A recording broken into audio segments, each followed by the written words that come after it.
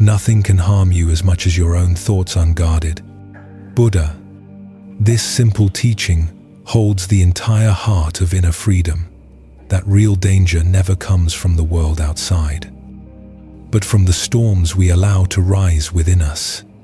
Tonight, we step into a path that shows you how to quiet those storms, not by fighting life, not by resisting what comes, but by mastering the art of guarding your own mind.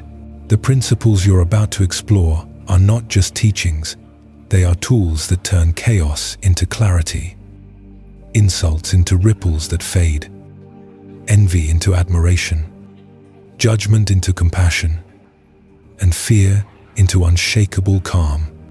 Each one is a doorway leading you back to the sanctuary that has always been inside you, a place where no words, no circumstances, no shadows from the outside world can disturb your peace. Take a breath, let the noise settle, and allow these 10 Buddhist principles to guide you toward a mind that nothing can shake. Principle 1. Insults and offenses. In Buddhism, we learn that insults and offenses have no inherent power. They only gain strength when we choose to receive them. A Zen master once said, "If someone offers you a gift and you do not take it, to whom does the gift belong?" Words, whether kind or cruel, are the same. They belong to the speaker unless we pick them up and carry them inside our heart. Imagine someone throwing a rock into a peaceful pond. For a moment, the surface trembles, circles of ripples expand outward, as if disturbed by force. But the pond does not cling to the movement. It does not question why the rock was thrown. It simply allows the disturbance to pass. Slowly, gently, it returns to its natural stillness. Our mind, when trained, is like that pond. Hurtful words may reach us, but they do not have to stay. They may cause a temporary ripple, yet stillness is always possible. Buddha taught that holding on to anger is like drinking poison and expecting the other person to die. This teaching is simple, but its implication is profound. The moment we cling to anger, we become the ones who suffer. The person who insulted us may forget their words seconds later, but we may carry the bitterness for hours, days, or even years. In that sense, the real harm does not come from the insult. It comes from our attachment to the insult. If we look deeper, we often discover that people speak hurtfully from their own pain. Their words are reflections of their inner storms, not judgments of our worth. A person filled with fear may speak harshly. A person drowning in insecurity may attack others to feel tall. A person who carries old wounds may wound others without realizing it. Recognizing this changes everything. Instead of reacting with anger, we begin to see the human behind the insult, their confusion, their suffering, their unmet needs. Compassion naturally arises, not as a forced moral duty, but as a natural understanding. They are hurting, so they hurt others. And when compassion enters, negativity loses its power. In that moment, we remain free, unaffected, unshaken. We become like the pond that knows itself. Even when a stone disturbs its surface, its depth remains untouched. This is the strength Buddhism speaks of, not the strength to fight back, but the strength to remain peaceful in the face of disturbance. When we stop taking insults personally, we stop allowing others to control our inner world. Their words become like echoes in a vast valley, heard for a moment, then dissolved by the openness around them. Ultimately, the practice is not about ignoring hurtful words. It is about seeing clearly, seeing that the insult is impermanent, seeing that the anger it triggers is optional, seeing that our peace is always available. Waiting beneath the ripples, Principle 2. Transform everyone into a teacher.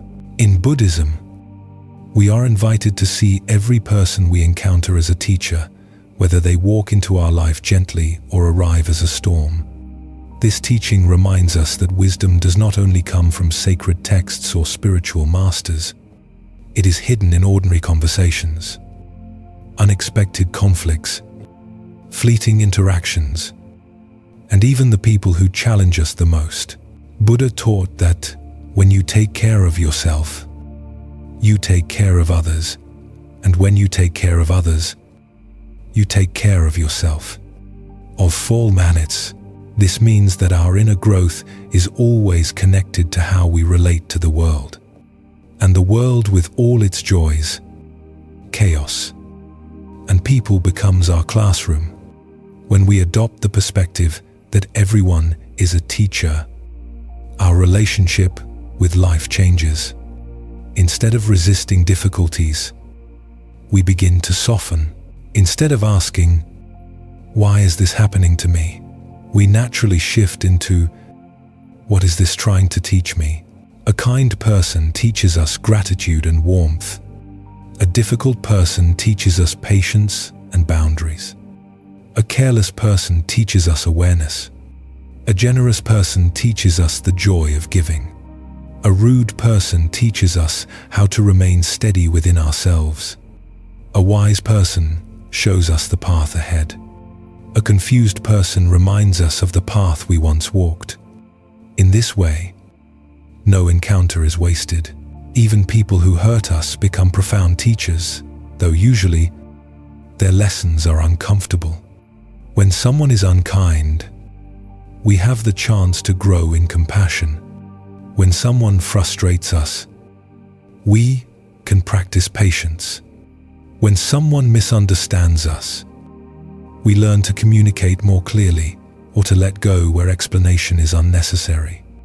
This perspective transforms negative experiences into stepping stones rather than stumbling blocks. We become less reactive, less wounded, less controlled by the behavior of others. Life stops being something that happens to us and becomes something that shapes us. And slowly, quietly, we start noticing a beautiful shift.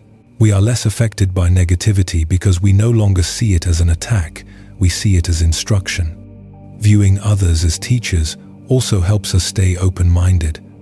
We begin to understand that we do not have all the answers, and that wisdom can appear in surprising forms, sometimes in the words of a stranger, sometimes in the patience of an elder, and sometimes in the innocence of a child. This openness keeps our heart flexible and our mind humble. Over time, every interaction becomes an invitation to deepen our centeredness. We grow more resilient because we are no longer afraid of challenges. They are simply lessons. We grow more peaceful because we do not need others to behave perfectly in order for us to remain calm. This is the true gift of the principle. When everyone becomes a teacher, every moment becomes an opportunity to awaken. Principle 3. Transform envy into emulation. In Buddhism, envy is seen not as a moral failure, but as a moment of misunderstanding, a moment when we forget our own path and begin looking through the eyes of comparison. Envy arises when we believe someone's light diminishes our own. But the truth is, another person's brightness does not make our flame any weaker. It simply reveals what is possible. A wise monk once said, "When you see a lotus blooming, do not curse the mud beneath your feet. Instead, look at the flower and remember that you, too, are rooted in the same earth." This is the essence of transforming envy into emulation. The success or qualities of others are not threats. They are reminders of our own potential waiting to unfold. When we encounter someone who embodies qualities, we admire wisdom, patience, discipline, generosity, we have a choice. We can let jealousy cloud our heart, or we can let admiration guide us. Buddha taught that the skillful path is to replace jealousy with appreciation, and from that appreciation, allow ourselves to grow. Envy says, "Why not me?" Emulation asks, "How can I learn from this?" Jealousy closes the heart.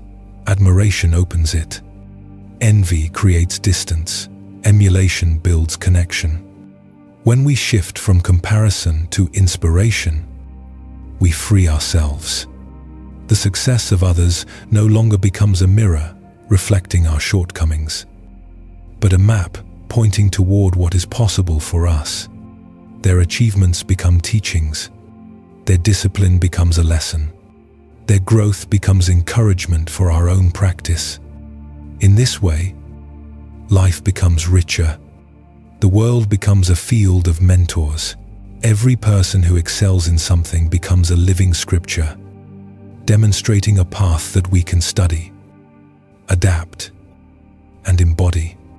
Instead of shrinking in the shadow of others, we walk beside them, learning from their steps. And something subtle but powerful happens within us. We stop feeling small.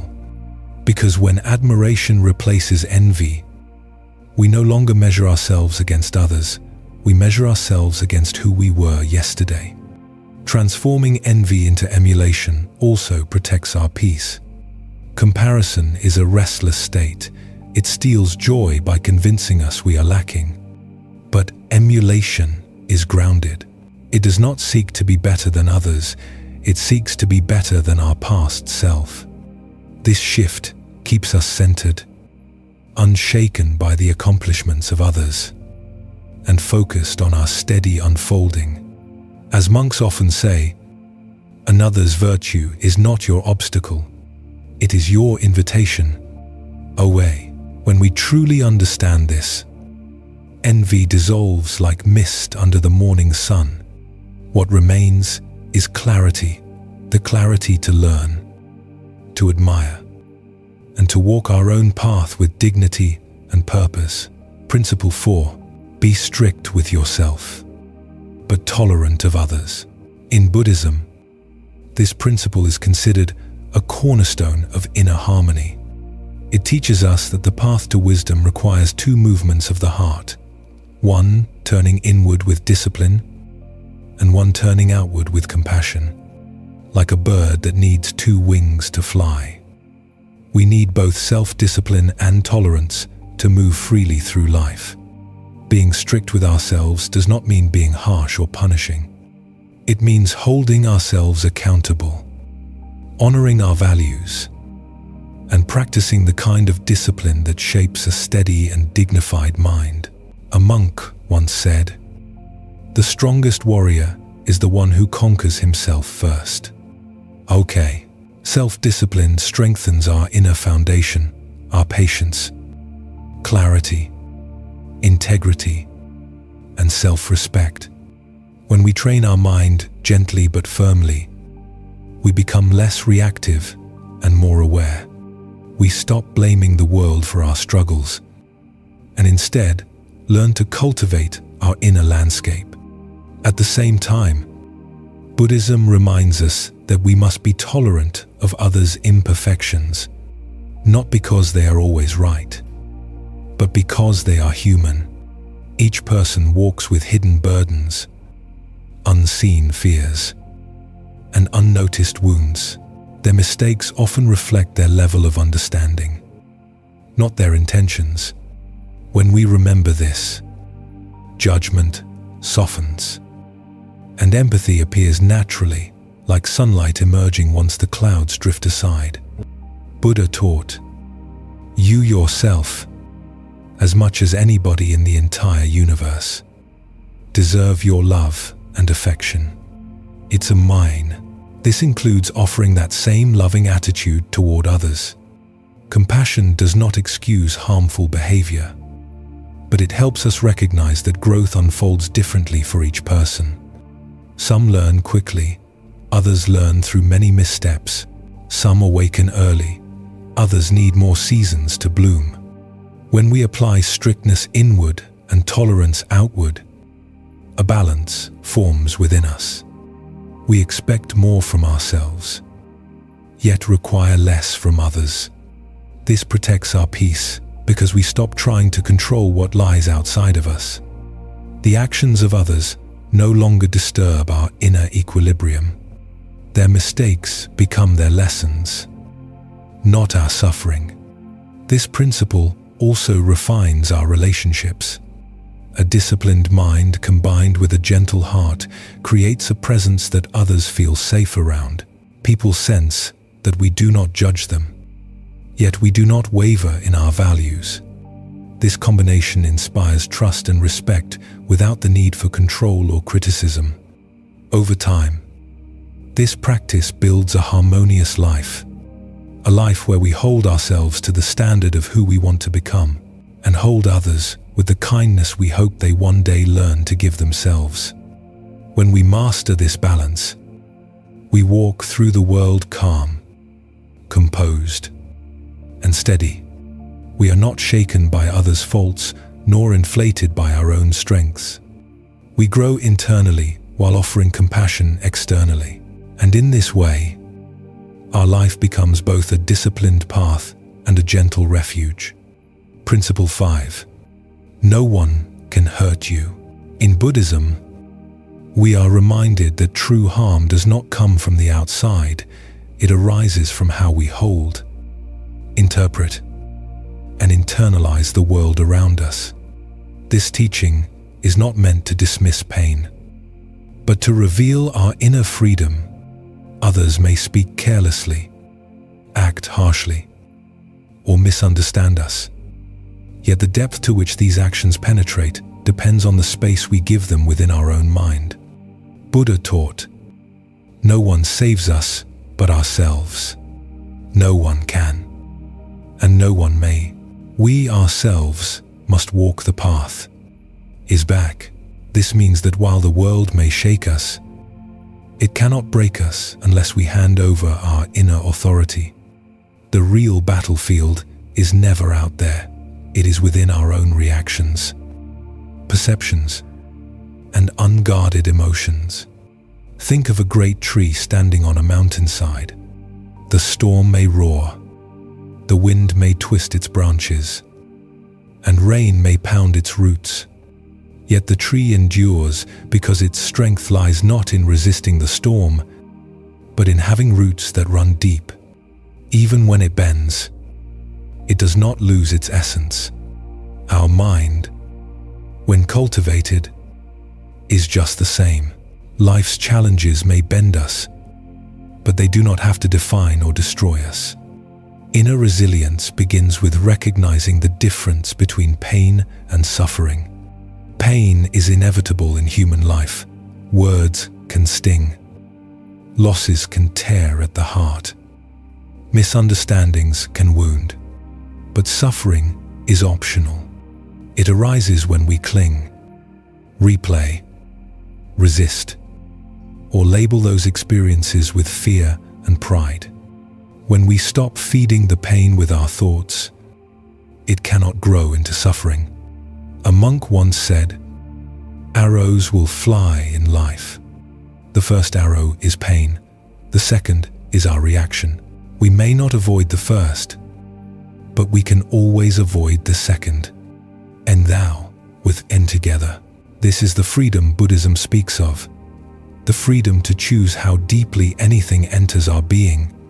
Cultivating this strength does not come from force.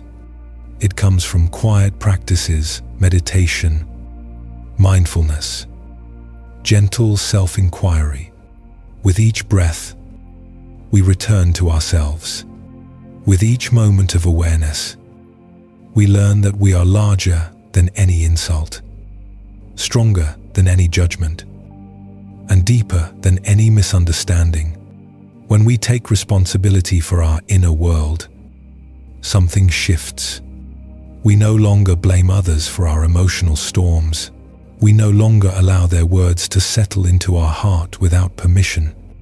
We begin to stand, like the rooted tree, steady and unshaken.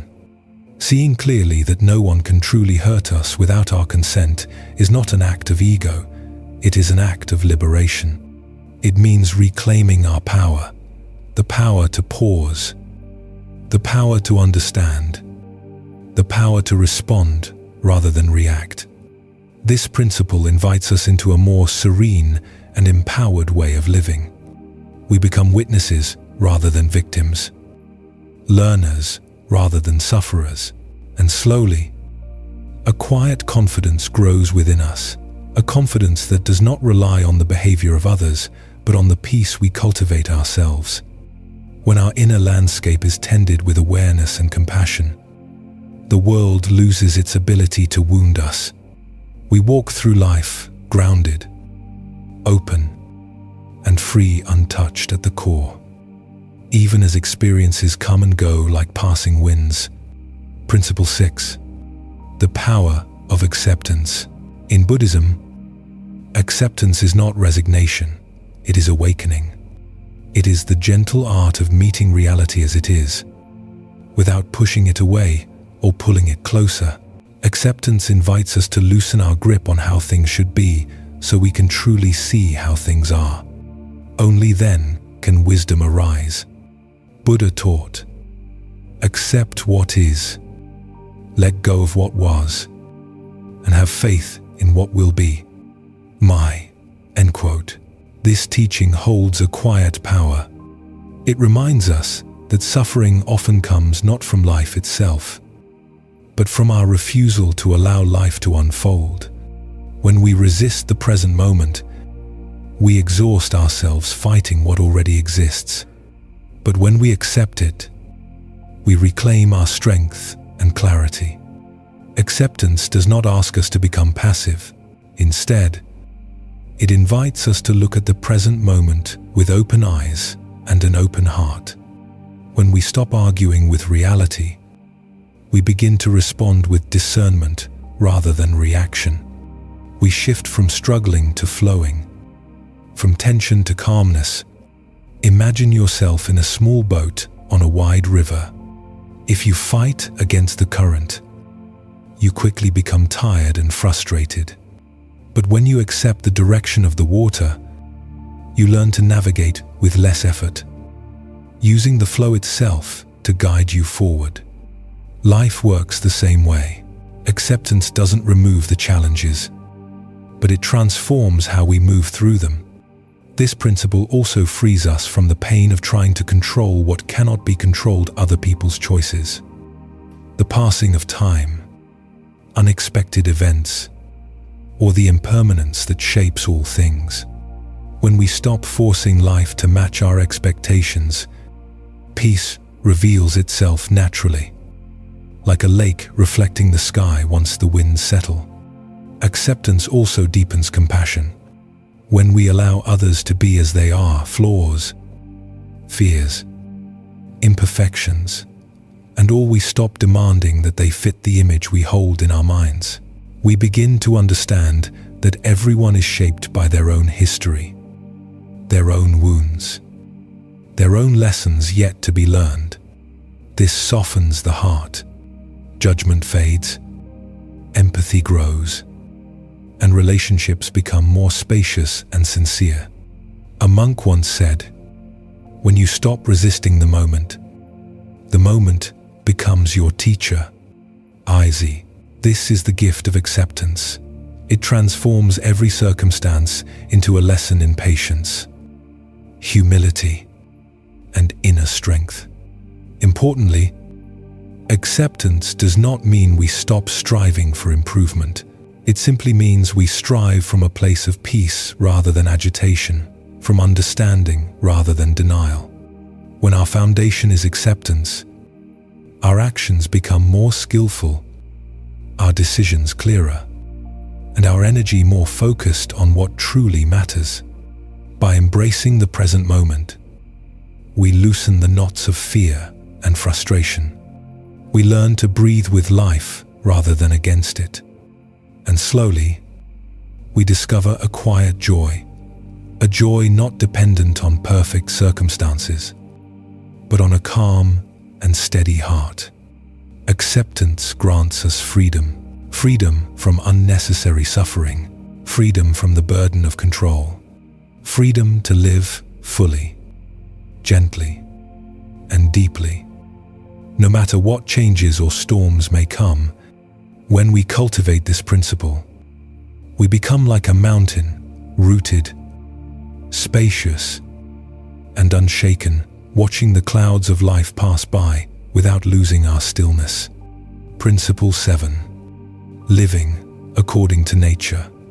Living in harmony with nature and its rhythms helps us stay grounded.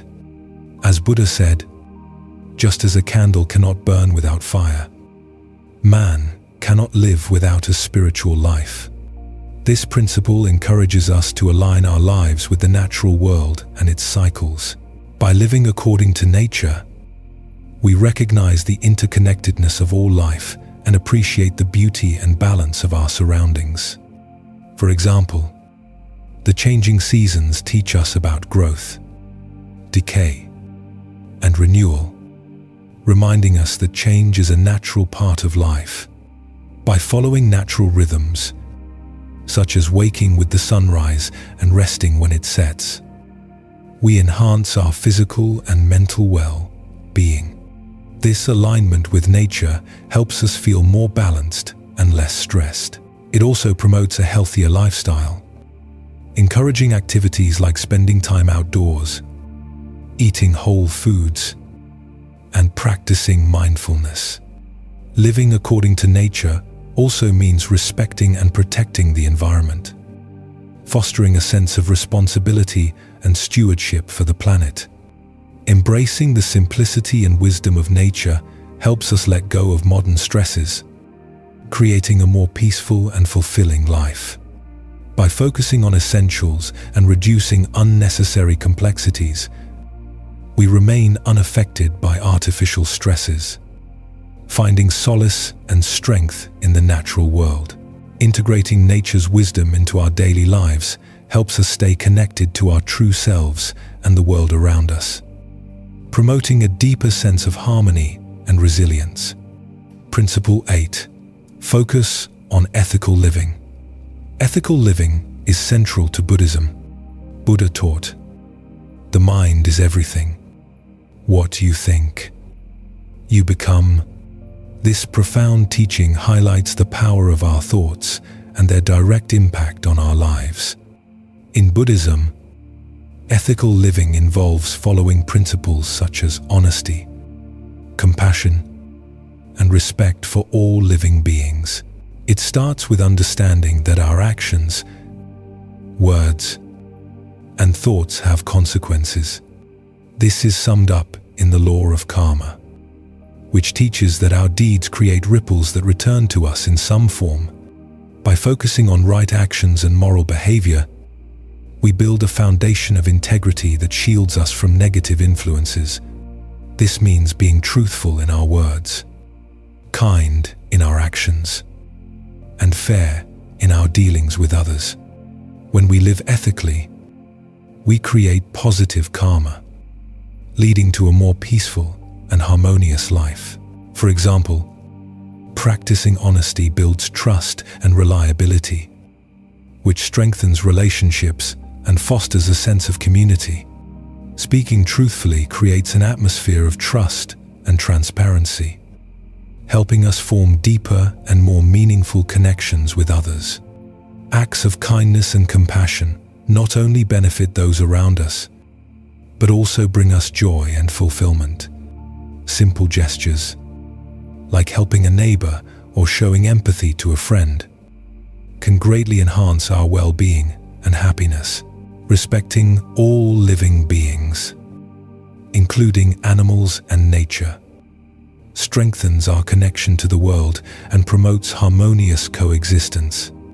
Ethical living also helps us maintain a clear conscience, reducing guilt and regret that can disturb our inner peace.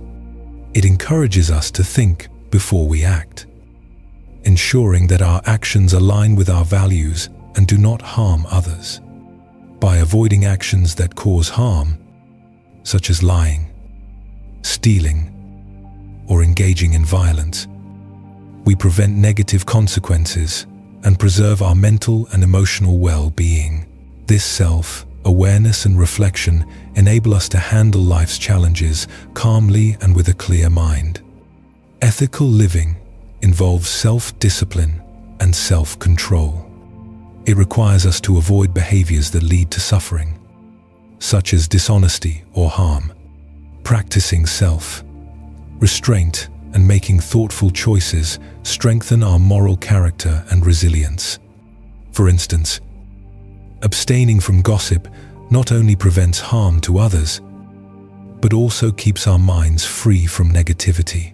Gossip can lead to conflict and misunderstandings, while choosing to forgive rather than hold grudges releases us from anger and resentment, fostering a more peaceful state of mind. Forgiveness allows us to move forward without being burdened by past grievances, opening the path to healing and reconciliation. Focusing on ethical living according to Buddhist principles helps us create a life of integrity, peace, and harmony. It shields us from negative influences and allows us to positively impact the world around us. By practicing these principles, we grow in wisdom and compassion, becoming a source of inspiration and support for others. Our ethical behavior sets an example, encouraging a community and society that values moral principles. By living ethically, we enhance our own lives and contribute to a better world for everyone. Integrating ethical living into our daily lives strengthens our moral compass, guiding us in making the right decisions. Even in tough situations, this inner strength and clarity help us navigate life's complexities with confidence and grace. Furthermore, ethical living cultivates a sense of purpose and fulfillment, as we know our actions contribute to the greater good. This sense of purpose is a powerful motivator, sustaining us through difficult times and inspiring us to strive for excellence. Ethical living is not just about following rules. It's about embodying values that define who we are and how we interact with the world. It's about living with integrity, compassion, and respect, and creating a positive impact on the lives of those around us. By focusing on ethical living, we build a life that is meaningful, fulfilling, resilient, and unshaken by external influences. Principle 9. Practice gratitude. Practicing gratitude is a powerful principle that can transform our perspective on life. Instead of focusing on what we lack or what's going wrong, gratitude shifts our attention to what we already have and what is going well. This simple change in focus can greatly improve our mental and emotional well-being. Buddha emphasized the importance of gratitude with the words, "Let us rise up and be thankful.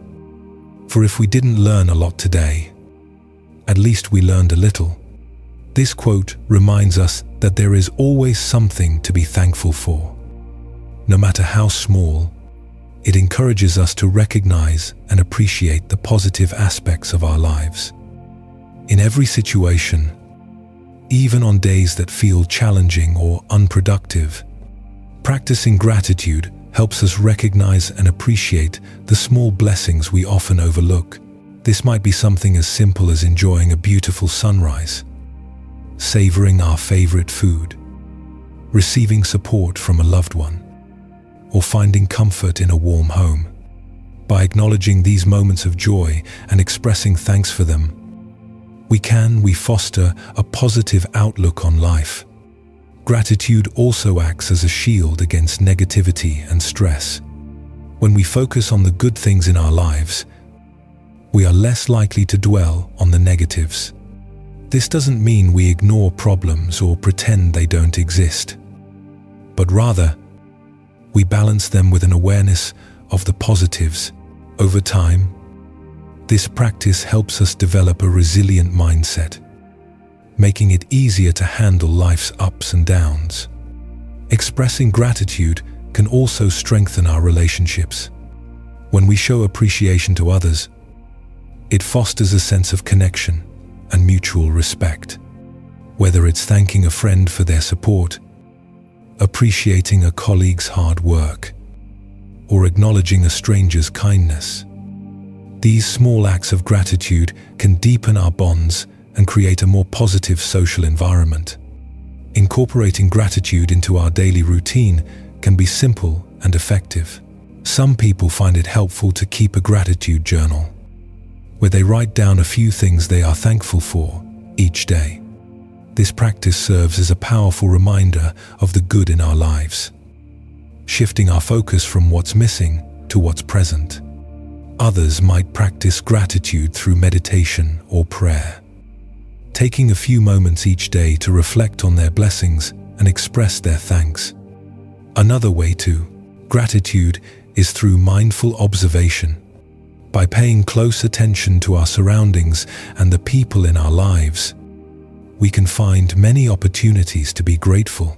This might involve noticing the beauty of nature, the warmth of the sun, the sound of birds chirping, or the laughter of a loved one. Mindful observation helps us stay present and appreciate the richness of our experiences. Gratitude can also be expressed through acts of kindness. When we do something nice for someone else, it benefits them and reinforces our own sense of gratitude. Acts of kindness can be as simple as holding the door open for someone, offering a compliment, or helping a neighbor with their groceries. These actions create a ripple effect, spreading positivity and gratitude throughout our communities. In times of difficulty or stress, practicing gratitude can be especially beneficial. It reminds us that even in challenging times, there are still things to be thankful for. This perspective can provide comfort and hope, helping us navigate tough situations with greater resilience. By focusing on what we have rather than what we lack, we maintain a sense of peace and contentment even when life is difficult. Regularly acknowledging and appreciating the blessings in our lives helps us stay grounded and positive. We build a positive outlook that protects us from negativity and stress. Gratitude is a powerful tool that can shift our perspective, improve our relationships, and enhance our overall well-being.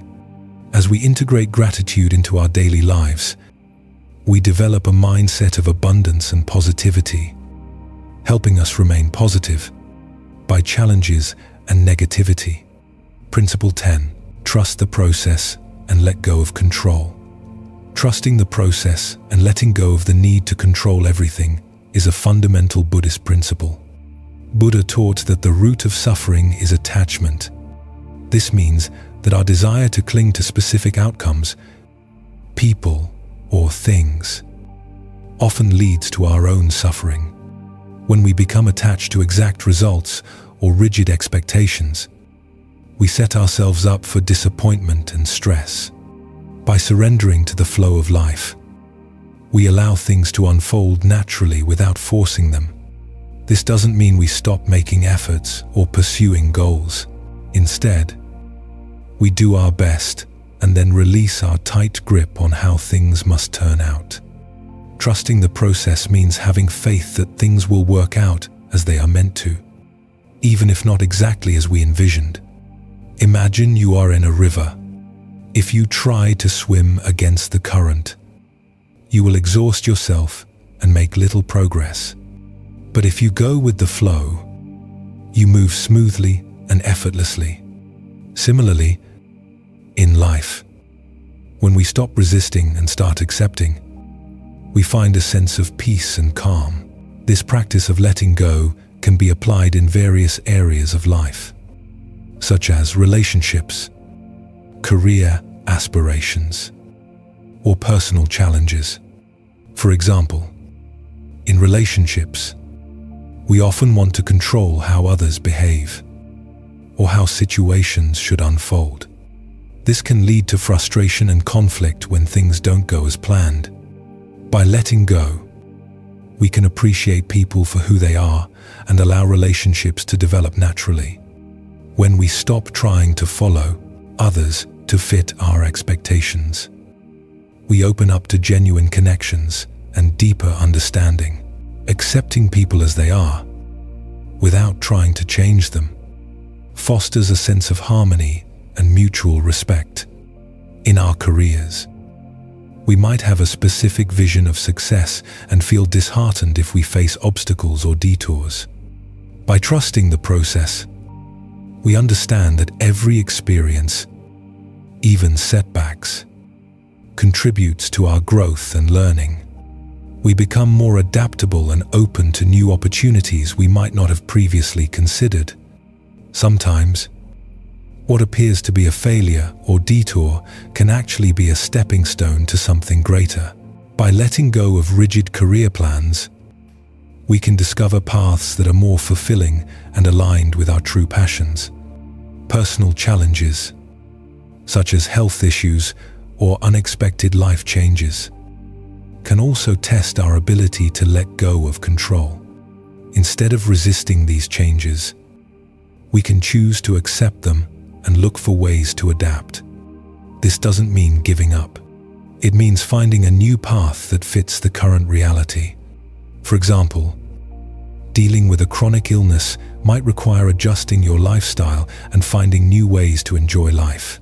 By accepting and adapting, you can find peace and even new joys in your changed circumstances. Trusting the process also involves being present. When we focus too much on the future, we miss out on the present moment.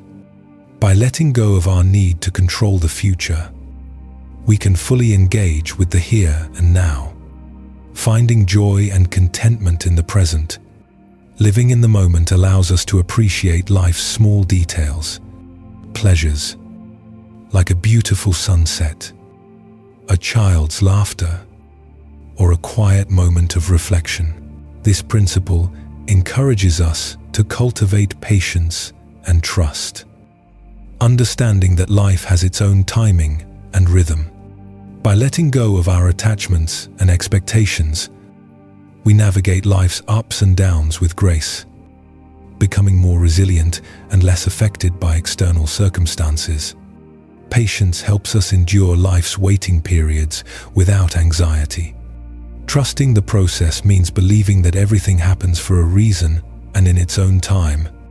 Remember, letting go is not a one-time event, but a continuous practice. It requires mindfulness and self-awareness. Whenever you find yourself trying to control outcomes or becoming overly attached to certain desires, take a step back, breathe, and remind yourself of the principle of non-attachment. Embrace uncertainty and trust that the process will guide you to where you need to be. Each time you practice letting go, you strengthen your ability to remain calm and centered, no matter what life throws at you. As Buddha said, you only lose what you cling to. By practicing non-attachment and trusting the process, you foster a deeper sense of peace and resilience. By trusting the process, we find peace within ourselves, no matter the chaos happening around us. Non-attachment doesn't mean being indifferent. Rather, it means engaging fully with life while letting go of the need to control every aspect. This approach allows us to experience life with a sense of freedom and joy, understanding that we are not defined by our circumstances, but by how we respond to them. Trusting the process involves having faith in the journey and believing that everything unfolds as it should. It teaches us to release our fears and anxieties about the future, trusting that we will have the strength and wisdom to handle whatever comes our way. By embracing this principle, we cultivate a deep inner peace that remains steady despite external events. Integrating these 10 Buddhist principles into our daily lives helps us develop a state of mind where we remain unaffected by external influences. Remember, true peace comes from within. Thank you for watching. And don't forget to like, subscribe, and share this video with others seeking tranquility